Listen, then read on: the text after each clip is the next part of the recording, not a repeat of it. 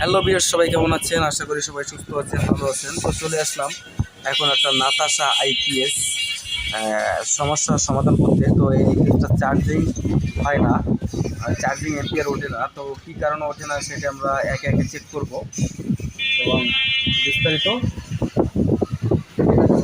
করার চেষ্টা করব। তো দেখেন, এখানে আমার আইপিএসটা আমার অন করা আছে। এখানে আইপিএসটা অন করা আছে, দেখেন সিগন্যাল জ্বলছে। এখন এই ফোনটাকে আমি চার্জে দিব। তো দেখেন, আমি কিন্তু প্লাগটা ইনপুট করছি, এখন কিন্তু কোনো চার্জের কোনো সিগন্যাল নাই। দেখেন, এটাতে টোটালে কোনো চার্জ হয় না। তো আমি আইপিএসটা আবার অফ করবো, অফ করে আবার এখানে দেখব কোথায় কি সমস্যা আছে। তো এবার আমাদের যে LM324 যে আইসিটা আছে, এই আইসিটা আমরা এখান থেকে রিমুভ করব। রিমুভ